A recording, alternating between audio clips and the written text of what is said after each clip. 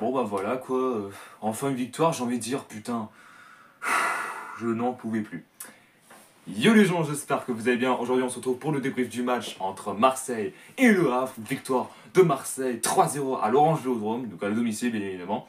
Bien sûr, avant de commencer ce débrief, n'hésitez pas à liker cette vidéo si ce n'est pas déjà fait. Abonnez-vous et activez la cloche des notifications. Mettre un commentaire par rapport à ce match, par rapport à ce débrief. Et bien évidemment, à partager cette vidéo si ça vous a déjà plu. Je bagaye beaucoup, je suis désolé. Voilà, donc là, on va parler à peu près du match, qu'est-ce qui s'est passé. Bon, après, une victoire facile, parce qu'en même temps, c'était contre le Havre, hein, on ne pouvait que gagner, de toute manière. Du coup, voilà. Alors, après la période, j'ai l'impression que le Havre, il n'existait même pas dans toutes les capacités, j'ai envie de dire. Et à vrai dire, on était très en forme, etc.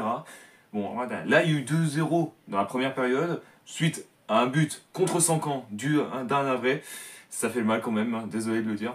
Et un deuxième but de Aubameyang suite à un coup de piqué. Alors, il y en a qui disent un piqué, moi je dis c'est un coup du chapeau. Voilà, bon après, vous savez, vous appelez ça comment vous voulez, donc voilà. Du coup, voilà, alors, il y avait quand même des tops et des flops pendant la première période. Bon, déjà les tops, j'ai envie de dire, Haritz et Aubameyang. Déjà, Haritz, un très très bon match, le mec. Il a franchement, il était le meilleur de tous les Marseillais qu'ils ont joué. Et en flop, alors, je peux pas appeler ça un flop, j'ai envie de dire un mini flop.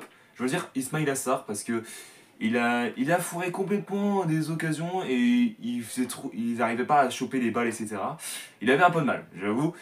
J'aurais pu mettre aussi Paul Lopez. Alors, bah, non, il n'est pas très flop de base. J'aurais pu dire milieu. Il est ni top ni flop en réalité. Parce que lui, à chaque fois, il me fait toujours peur, hein, sans déconner. À chaque fois, quand il a toujours la balle, il la garde à peu près quelques secondes, le temps qu'il y a un avril qui attaquait. Donc, mais là, à chaque fois, il me faisait peur. Parce qu'il faisait toujours des conneries, etc. Bon, là, il s'est un peu rattrapé, j'ai envie de dire. Du coup, voilà. Et une faute, malheureusement, qui a été refusée du côté du Havre, suite malheureusement à une faute d'un arrêt sur Aubameyang. Alors c'était un coup franc bien évidemment. Et du coup voilà. Alors si vous n'avez pas fait la faute, les Havrais, ça aurait été le but direct. Parce que là, Paul Lopez ne pouvait exactement rien faire. Du coup voilà. Du coup là on était au taquet, etc. Et la deuxième période, bon j'avoue, il y a eu un mini avantage du côté du Havre. Bon après ça durait même pas 4-5 minutes, hein. Le temps d'un court coup franc assez intense pour le Havre, donc c'était à peu près je pense, c'était à peu près le même coup franc. Bon après, à vrai dire, on s'est bien défendu, etc. Ouais, donc là, on était tranquille, etc. Mais j'ai l'impression que à la deuxième période, il y a eu un peu plus de flop, etc. Donc là, Valentin Rongier, déjà Valentin, t'as complètement pété un câble. Le mec, là, à chaque fois quand il frappe, il pète un plomb, ça part en l'air, il rate complètement les frappes, etc. Je crois qu'il a pété un câble. Il a pété un câble, je dis, je vais vous montrer comment on frappe là. Frérot, comment t'as frappé? C'est un peu de la merde. Donc j'ai envie de dire ça. Du coup, voilà. Non, ouais, et du coup, il s'est presque rien passé pendant tout ce temps-là. Il y a eu quand même des occasions du côté de Marseille et du côté du Havre, mais personne n'a potentiellement réussi, etc. Jusqu'à que Ismail Assar, que particulièrement j'ai dit qu'il était un mini flop à la première période. Bon, il est pas encore un top, hein. Il est encore en top les flops, j'ai envie de dire. Du coup, voilà. Et du coup, il a marqué à peu près à la dernière seconde, avant le temps additionnel, bien évidemment. Du coup, voilà. Et j'ai oublié de dire un truc par rapport à la première période, c'est pratiquement le carton rouge pour un Avré qui s'appelle NDI. Alors, je me suis posé la question. Je me suis dit, quand j'ai entendu le mot quand j'ai entendu NDI, j'étais en mode non, c'est pas possible, frère. Non, ça peut pas. Non, ce jeu-là, ça peut être un câble. Et là, j'ai remarqué que c'était un Avré. J'étais en mode attends, what?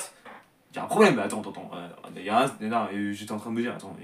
Je croyais qu'il y avait qu'un seul NDI, c'était chez nous. Et ben non, il y en avait deux en réalité.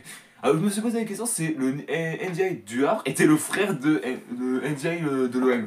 Je me suis posé la question. Dites-moi dans l'espace commentaire, s'il vous plaît.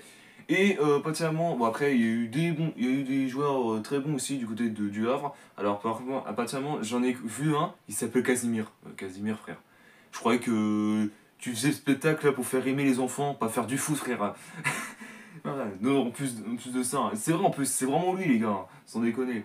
Du coup voilà, bon après, bon, après le Havre ils n'ont pas montré grand chose depuis ce temps-ci. Je les engueule pas les gars, je donne mon avis, etc. Voilà, donc du coup, ils étaient pas au top, le Havre, etc. Ils étaient plus au top la deuxième période, mais la première, c'était pas vraiment super, etc. Pas vraiment super, donc voilà. Merci à tous d'avoir suivi cette vidéo. N'hésitez pas à liker, à commenter ce débrief et à ce match, qu'est-ce que vous avez pensé, bien évidemment.